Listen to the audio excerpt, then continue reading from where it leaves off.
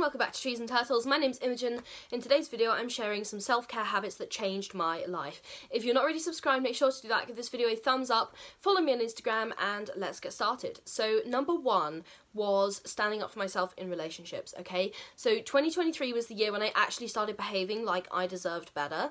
I started articulating my needs in all of my social relationships, be they like romantic or platonic, okay? Any form of relationship that I was engaging in, or even, you know, even semi-casual, I worked intensively on the relationships that I really valued, and I walked away from ones where I was not heard, respected, or valued, including some quite long-term stuff, okay? I have more peace as a result. Some toxic relationships are gone from my life, and the remaining ones are of better quality because I worked on them and I have more time for them. So I stood up for myself in relationships, and that is habit number one. Habit number two was healing my relationship with money, okay? So I always say this, I was never terrible with money, but I was never great with money either. But 2023 was the year that I started saving, investing, and building my credit score. I've now got a good emergency fund and a degree of financial security, but the most valuable thing I gained from the experience, almost, was empowering myself through learning. So obviously, like, I was a student, and I had this conception that it was only for like rich people to start saving and investing, but even a small amount can help contribute to your financial literacy. Maybe you don't have the means at the moment to save at all, okay, or invest at all, but you can still learn about it. And that was actually a big mind shift for me. And I actually discovered the app Moneybox, which this is not sponsored in any way, it's just a rant. They help you invest from very small amounts, so I actually got into the habit of putting just a tiny little bit of a stuff into investments, and I just learned how it worked. Basically, it was a really good trial run. I'll link it in the description if you're interested, but now I feel like I know much more how to take care of my finances, and it causes me much less stress, and I think those habits are going to serve me very well in the long run, throughout my career, and when I'm older and have more money as well. So, healing my relationship with money and being more financially literate. Number three, investing in maintaining my closest friendships. I've talked earlier about standing up for myself in relationships, but equally, I'm all about quality over quantity in my friendships. And if I value a friendship, I will make a big effort to maintain it, okay? This looks like reaching out, going to visit when I don't live close by, and trying to arrange shared activities so we keep the friendship alive.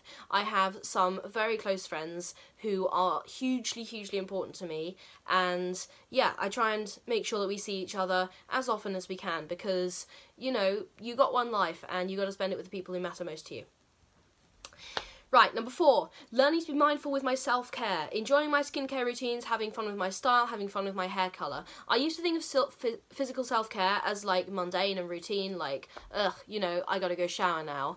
But actually it could be relaxing and a fun experience, I get to have a nice shower, okay?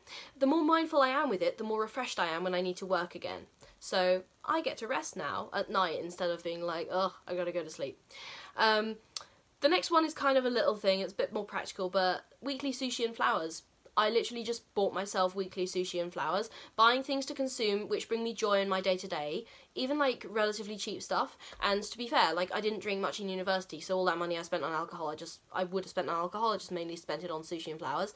It was a really easy change to make, and so worth it. It uplifted my mood every day when I saw my flowers, and I was like, oh, I got sushi to look forward to at the end of the week. That got me through many difficult weeks at university, but it helped me to be a lot happier, because I knew that at least one good thing, two good things were going to happen, guaranteed, in every week, and that made me feel so much better, and it made me feel like I was actually enjoying my life a little bit.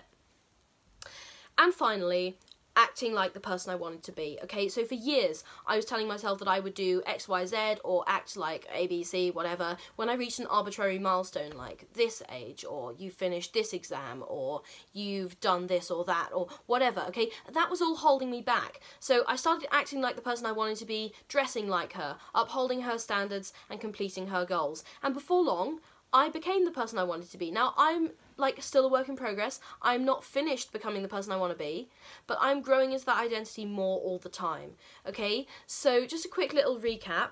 Stand up for yourself in relationships, heal your relationship with money, invest in maintaining your closest friendships, be mindful with your self-care, buy yourself sushi and flowers or whatever makes you feel good and is healthy, and act like the person you want to be. These are all the self-care habits that changed my life, and I hope they can change yours. If you're not already subscribed, make sure to do that, give this video a thumbs up, follow me on Instagram, and I will see you next time. Take care of yourselves. Bye!